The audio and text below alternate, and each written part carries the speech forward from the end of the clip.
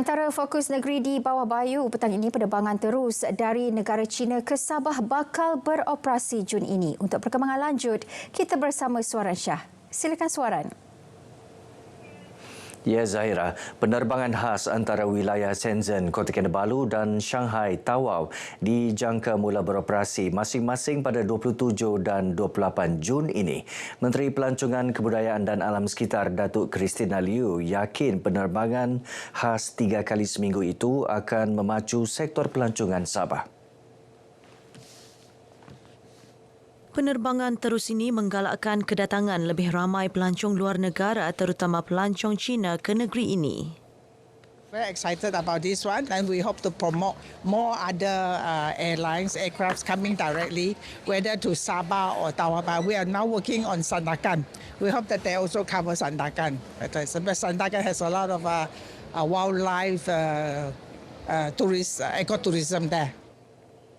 Datuk Christina ditemui pemberita selepas merasmikan pameran digital silang budaya etnik Sabah di Kota Kinabalu. Pameran ini menyaksikan penggabungan bakat seni, budaya, teknologi dan inovasi di seluruh wilayah BIMP Iaga. Acara tersebut amat signifikan kerana ia diadakan sempena bulan Kaamatan sekaligus membantu menyelahkan lagi keunikan budaya di Sabah. Mengenai pelantikan Datuk Mustafa Sakmut sebagai Ketua Parti Keadilan Rakyat PKR Sabah, Datuk Christina menyifatkan pelantikannya akan memperkukuhkan parti tersebut di negeri ini.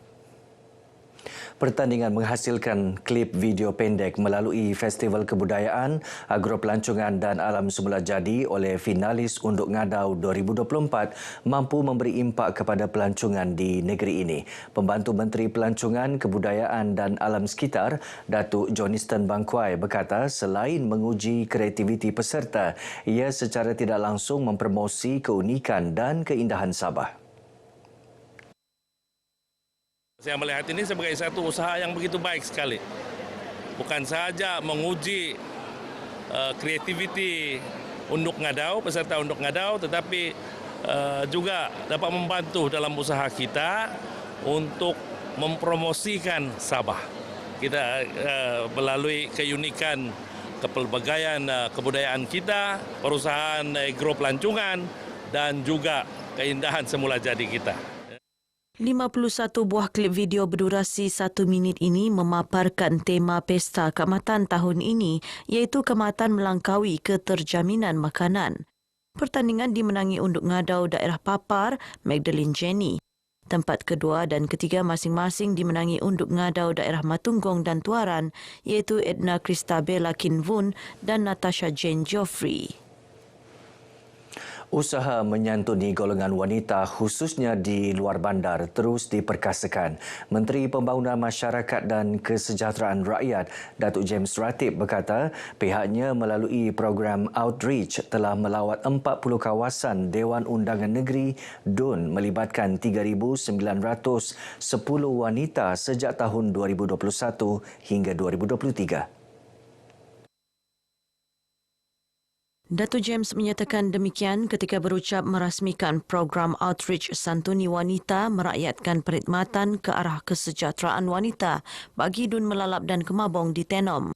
Teks ucapan dibacakan timbalannya Datuk Flovia Eng.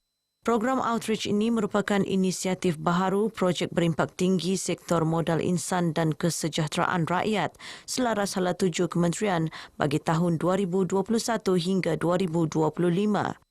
Program seumpama ini membolehkan wanita dan masyarakat setempat mendapatkan pelbagai perkhidmatan dan maklumat berkaitan daripada agensi bawah Jabatan Hal Ehwal Wanita Sabah Jehwa. 31 jemaah haji di daerah Beaufort menerima sumbangan wang tunai daripada pejabat Parlimen Sepitang. Mereka terdiri jemaah dari Dewan Undangan Negeri DUN Sindumin dan Lumadan. Ahli Parlimen Sepitang Datuk Mat Bali Musah berkata sumbangan tersebut bagi membantu meringankan beban jemaah untuk persiapan menunaikan haji.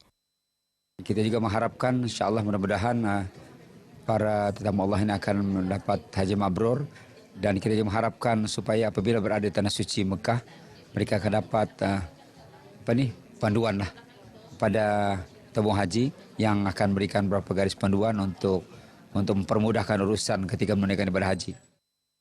Beliau ditemui RTM dalam majlis silaturahim dan penyampaian sumbangan berkenaan di Beaufort. Datuk Mat Bali mendoakan agar keselamatan dan perjalanan ke semua 31 jemaah haji dipermudahkan. Saya bagi pihak semua jemaah haji ingin mengucapkan terima kasih atas usaha yang telah dilakukan oleh Yang Berhormat, dan saya berharap dengan adanya bantuan sebegini dapatlah meringankan sedikit keperluan yang diperlukan persiapan oleh jemaah haji. Semoga kami dan jemaah bakal jemaah haji yang akan pergi ke Mekah pada insyaAllah Sabtu ini diberi kesihatan baik, diberi kekuatan fizikal dan mental sepanjang mengharungi musim haji pada tahun ini. Kesemua jemaah haji kawasan Beaufort akan berangkat ke Tanah Suci Mekah bermula 1 Jun ini. Cubaan menyeluduk masuk 9 kontena mengandungi daging ayam sejuk beku tumpas dalam operasi di Pelabuhan Sepanggar, Kota Kinabalu pada 7 Mei lalu. Rampasan bernilai hampir RM3 juta. Operasi dilaksana pihak kastam dan unit operasi penguatkuasaan Kota Kinabalu dengan kerjasama cawangan import-eksport Pelabuhan Sepanggar. Membuat pengikaran palsu di dalam manifest di mana dagangan diikrar sebagai sayur-sayuran seperti ubi kentang dan juga kacang pis hijau. Pengikaran palsu ini dibuat adalah untuk tujuan penyeludupan dan sekaligus mengaburi mata pihak berkuasa lah. Tapi kita ada mesin pengimbas dan sebagainya yang boleh mengesan keadaan-keadaan modus peranti yang digunakan itu. Datuk Muhammad Nasir menyatakan demikian dalam sidang media di Pelabuhan Teluk Sepanggar, Kota Kinabalu. Kes disiasat bawah Seksyen 52 dan 135-1-A Akta Kastam 1967.